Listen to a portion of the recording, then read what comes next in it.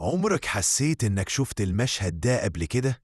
نفس الناس، نفس الكلام، نفس التفاصيل، أو حلمت بحاجة وبعد أيام لقيتها بتحصل بالحرف. الإحساس ده مش صدفة. الزمن مش ماشي لقدام زي ما احنا فاكرين. الزمن دايرة، واحنا أحيانا بنقف عند نفس النقطة مرتين من غير ما نحس.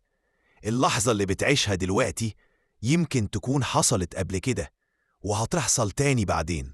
السر إن الكون بيخليك تشوف اللمحة دي علشان تعرف إن في حاجات أكبر من إدراكك. سر الطاقة في الإنسان. كل إنسان جواه طاقة أقوى من أي جهاز في العالم. الطاقات دي بتتحرك حسب مشاعرك. لما تكون إيجابي بتفتح مجالك الطاقي وتنجذب ليك أحداث حلوة، لكن لما تكون سلبي المجال ده بيضيق ويبدأ يجذب التعب والهم. السر إنك تقدر تغير واقعك بتغيير ترددك الداخلي. العين الثالثة في نقطة بين الحاجبين اسمها العين الثالثة، مش للخيال، لكنها بوابة الإدراك اللي بتخليك تحس بحاجات قبل ما تحصل. لما تكون في حالة هدوء وتأمل العين دي بتفتح وبتشوف ما وراء المادة، وده اللي بيسموه الحدس الحقيقي. مش صدفة، لكن استقبال طاقة من الكون نفسه. الأحلام المتكررة مش مجرد خيال، دي رسالة بتتكرر علشان توصل لك معنى أو تحذير.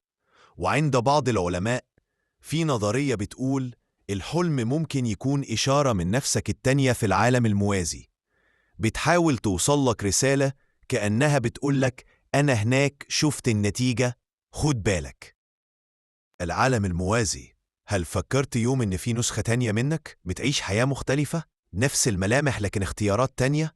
نظرية الأكوان المتعددة بتقول إن كل قرار بتاخده بيخلق واقع جديد في عالم موازي، وكل إنت منهم بيكمل طريق مختلف. يمكن لما تحس إنك شفت المشهد ده قبل كده تكون فعلا عايشه في بعد تاني لحظة صغيرة. انعكاس الأرواح. في ناس نقابلهم لأول مرة لكن نحس إننا نعرفهم من زمان. النظرة، الإحساس، الراحة الغريبة. السر، الأرواح بتتقابل قبل الأجساد، ولما تشوف حد منهم في الدنيا بتحس إنك لقيت نصفك الروحي. المكان والزمان. في أماكن بنرتاح فيها جدا وأماكن نحس فيها بخنقة من أول خطوة. دي مش مصادفة. المكان بيحتفظ بطاقة الناس اللي كانت فيه، والزمان كمان بيعيد نفس المشاعر في نفس التوقيت كل سنة. السر إن الزمان والمكان مش منفصلين، دول كيان واحد بنعيش جواه كلنا. الخواطر والإشارات.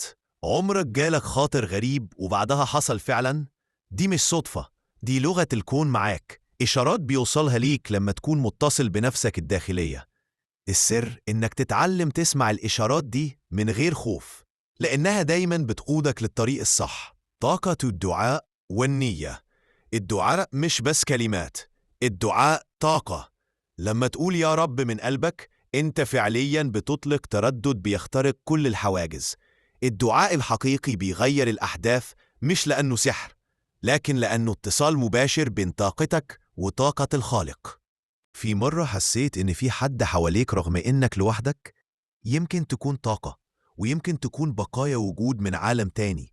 العالم ده بيشاركنا المكان وبيسيب أثره لما نغفل عنه. في عالم حوالينا ساكن وسطنا بس مش بنشوفه، عالم من نار ونور، من أسرار وإشارات. العلماء سموهم الجن، لكن العارفين قالوا عليهم الوديدي، الأرواح القديمة اللي كانت قبلنا ولسه بتحرس أماكنها. أوقات بيظهروا في حلم، وأوقات في الظل على الحيطة، وأوقات في وش شخص تفتكره عادي.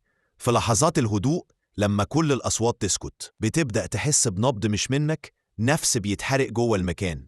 السر الحقيقي إنهم مش بيظهروا لكل الناس، بس اللي عنده طاقة مفتوحة، قلبه حاسس، وعينه التالتة بدأت تصحى. العالم ده مش بعيد، هو أقرب نفسك ليك. وافتكر دايما اللي يعرف سر الوديدي عمره ما يفضل زي قبل كده، واللي عرفته دلوقتي هو أول سر من أسرار الواقع اللي بنعيشه. اعمل لايك واشترك في القناة وفعل الجرس، لأن اللي جاي هيفتح لك أبواب لعوالم تانية فعلا. واكتب لي في الكومنت إيه السر اللي نفسك نكشفه المرة الجاية.